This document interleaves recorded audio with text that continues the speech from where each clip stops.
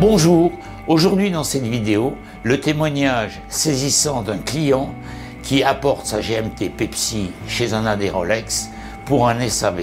Et vous allez voir que ça s'est pas très bien passé. Mais avant ça, nous allons vous parler du marché du gris, où la bulle s'est totalement éclatée à une rapidité incroyable. La fameuse Daytona, fond blanc céramique. Nous avons vu, nous, en tant qu'experts, ces Daito atteindre une somme de 48 à 50 000 euros. 50 000 euros sur une montre qui vaut 14 000 euros et qui est encore produite. Mais c'est de la folie. En 2 mois, le prix de négoce entre particuliers est tombé à 35 000. Cette montre-là, au Japon, est affichée 31 000 euros. Au mois de mai, au mois de juin, elles étaient entre 48 et 52 000 euros. Ça, c'est une preuve concrète. La chute est fracassante. Pourquoi? Tout simplement parce que Rolex a appuyé sur le bouton. Ils sont passés de 800 000 à 1,3 million en 2021-22. Et là, je peux vous dire une chose, je peux vous annoncer, ils sont capables de sortir. Et ça, c'est dans les tuyaux. Écoutez-moi bien parce que c'est important. Je pense que prévision fin 2023-2024, 2 millions de montres. 2 millions de montres. Et ils sont capables. Grâce à leur capacité de fabrication. C'est unique au monde. Je vous le dis, je vous le répète, ils sont capables, en payant extraordinairement bien leur personnel, de faire les 3-8. Ils ont augmenté le potentiel machine. Alors, je dis aux clients acheteurs de céramique, patientez, patientez. Ça livre de plus en plus. Ce mouvement spéculatif.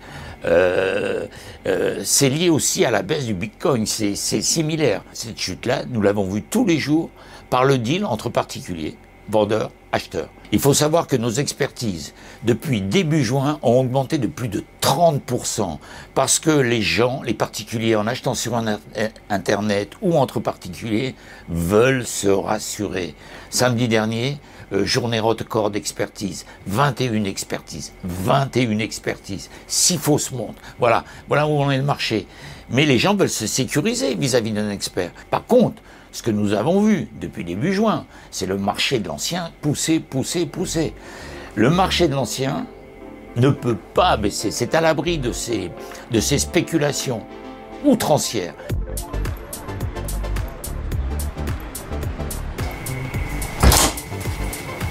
Bonjour Gérard. Salut Rémi, comment vas-tu? Bien, impeccable, impeccable. Alors tu l'as passé donc en SAV chez Rolex, donc vu la pochette. Maintenant nous allons voir la montre. C'est une Pepsi 7700, une montre de 98. Cadran, index, tritium. Ils t'ont changé les aiguilles. Tu avais des aiguilles au tritium qui étaient magnifiques, je me souviens de cette montre-là, que je t'ai vendue, le temps passe vite, en 2019. Tout simplement, ils t'ont fait un service très correct. Un poli qui est un avivage, qui est resté très beau. Par contre, il y a un changement d'aiguille. Ils t'ont passé les aiguilles qui étaient au tritium en super luminova. Et ça, c'est leur maladie. Ils ont subi le protocole Rolex. Mais ils t'ont pas prévenu, explique-moi. Effectivement, ils m'ont fait un devis pour le changement de la couronne. La révision. La révision. Ouais. Et des aiguilles. Ouais. J'ai accepté le devis, mais à aucun moment, ils m'ont prévenu que les aiguilles vont être changées et ne sont pas mis à l'original. Attends, ils ne travaillent pas sur des montres de 400-500 euros, là. Ils ont touché le patrimoine de la montre. Quand je suis retourné chez Rolex pour leur demander des explications, j'ai filmé en caméra cachée. Et je voudrais te le montrer. Et dis-moi ce que tu en penses. Plus ou moins. Alors, quel était le nom? Il s'avère, monsieur, donc au vu de la référence de votre montre, donc c'est une montre c'est une ancienne GMT. Donc effectivement, les nouveaux composants maintenant qui viennent du siège et de la manufacture Rolex sont des nouveaux matériaux parce que les anciens matériaux utilisés aujourd'hui, au vu de l'évolution des lois, il y a pas mal de composants qui dans le passé étaient acceptés, accordés, tolérés, qui aujourd'hui ne le sont plus. Il faut savoir que le tritium a été interdit par les lois européennes en 99. sous prétexte que c'était radioactif. Bon, je te dis franchement, c'est pas plus radioactif que l'air que tu respires. Rolex couvre sur le fait de, depuis 99, le tritium est interdit. Mais je le répète, cette montre est née, on doit respecter en investissement et en collection la matière dans laquelle elle est sortie en 97 des usines Rolex. Où sont ces aiguilles qui étaient magnifiques, qui avaient la même patine que les index? Maintenant, vous avez une différence de matière et de patine, c'est quand même terrible. Ce que je vous explique, c'est qu'effectivement, ce n'est pas notre métier. Peut-être aurait-il fallu pour vous le dire en disant attention, monsieur, j'ai pour ambition de revendre cette montre. C'est un investissement. C'est à vous de me le dire. De me dire, écoutez, là, c'est une montre de collection. Si je vous change les aiguilles, il va y avoir un problème parce qu'elle perdra de la valeur. Et c'est à aucun moment c'est marqué dans la facture ni dans le devis. Ah mais c'est pas votre métier, c'est votre métier. Vous êtes chez Rolex. J'ai une Rolex, je viens chez vous automatiquement. C'est pas notre métier. Quand vous avez une montre dans les mains qui vaut 20 000 € et il faut prendre ça en connaissance, c'est-à-dire que c'est votre métier, c'est votre travail. Enfin, la personne qui s'est chargée. Ça, c'est de la spéculation. Mais monsieur. non, c'est pas de la spéculation. Vous avez enlevé de la valeur à ma montre. Comment je fais maintenant? C'est purement. Elle n'est pas vendable. C'est purement de la comment spéculation.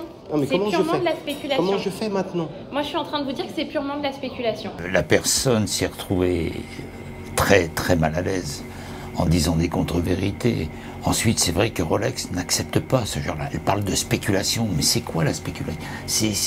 T'as acheté cette montre en investissement, collection, patrimoine. Qu'est-ce qu'elle nous parle de spéculation?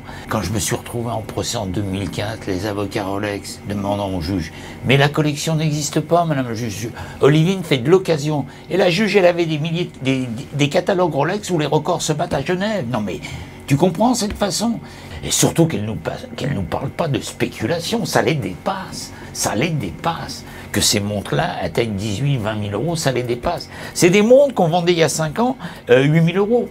Elles ont doublé en 5 ans. Et c'est pas moi qui fais le marché, c'est les ventes Genève où elles font des tarifs, voilà, c'est tout. Ils ne l'acceptent pas, Je vais vous citer un exemple. C'est comme un tableau de maître du XVIe siècle, la peinture au pigment, et puis les retouches sont faites au synthétique. Voilà, exactement pareil. Si on fait un parallèle identique, c'est tout. Voilà. La montre est invendable. Une montre de collection, on avait fait une montre classique. C'est sûr, elle donne l'heure. On n'a jamais eu ce problème. Voilà, aujourd'hui c'est la première fois en 8 ans d'existence qu'on a ce souci-là. Voilà. Quand la personne dit c'est la première fois que je vois ça, tout ça c'est pipeau ça. Moi je le vois régulièrement. Je le vois 2 fois par semaine. Nous sommes une maison où ça deal énormément, achat, vente, collectionneur, expertise. Et ça je le vois fréquemment. Je l'ai encore vu la semaine dernière. C'est du n'importe quoi. Maintenant, comment on fait pour avancer? C'est quoi? Je récupère mes aiguilles, vous me les rendez, vous les remontez sur ma montre? Comment ça se passe? Bah écoutez, moi il faut que je vois avec l'horloger où sont les composants, parce que le problème c'est que c'est des composants qu'on a dû rendre à Rolex France. Comment je fais pour récupérer mes aiguilles? Je ne sais pas. Ou remonter mes aiguilles sur ma montre? Donc laissez-moi finir. À ce jour, aujourd'hui, dans l'immédiat, je n'en ai pas. On est le week-end. Le service après-vente Rolex, qui est peut-être encore en possession de vos aiguilles, je ne sais pas si cela est faisable ou pas. Depuis cette conversation que j'ai eue avec la responsable Rolex, j'attends une réponse et je ne l'ai toujours pas. Moi, ce que je veux, c'est récupérer mes aiguilles et qu'ils me remontent mes aiguilles sur mon cadran. C'est ce que je veux. Alors, il y a un protocole Rolex qui dit qu'ils envoient les pièces dans un premier temps chez Rolex France et ensuite on lui renvoie et les pièces, les anciennes pièces les anciens composants sont détruites. Donc je sais pas, j'attends, mais j'ai pas de réponse. Le triste sort, c'est que des aiguilles au tritium, c'est introuvable. Ça donne toute la valeur de la montre. Donc ce jeu de massacre, quoi faire? Tu as subi une destruction de patrimoine. Ils m'ont détruite la montre.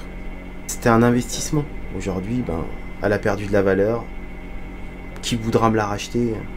Voilà. Tes aiguilles étaient magnifiques. Mettre des aiguilles au Super Luminova, alors qu'elles étaient en tritium d'origine, la preuve, la montre est de 88. Elle était d'une grande qualité. Si ce monsieur, on lui avait dit, et c'est là que c'est grave, on vous change les aiguilles en Super Luminova, il aurait dit, mais non, je retourne chez Olivine. Mais moi, cette montre-là, j'aurais pu faire la même vision et laisser les aiguilles d'origine au tritium, tout simplement.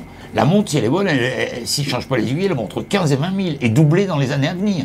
Il aurait gagné de l'argent, mieux qu'à la caisse d'épargne. Ensuite, Moi, il me fait perdre une commission. Et ça, je le vois toutes les semaines. Mais je suis en guerre totale avec ce genre de procédé. Ensuite, il ne travaille pas sur des montres à 300 €.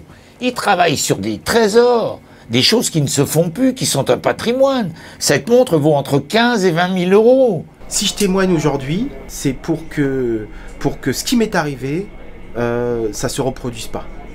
Parce que combien de personnes comme moi qui n'ont été innocemment chez Rolex parce qu'ils jugent que chez Rolex on est en sécurité et qu'ils feront prendre soin de notre montre. Je pensais bien faire en allant chez Rolex. Au final, je me rends compte que j'ai fait la plus grosse bêtise. J'espère que cette vidéo vous a plu. Le débat est ouvert. J'attends vos commentaires. À bientôt pour une prochaine vidéo.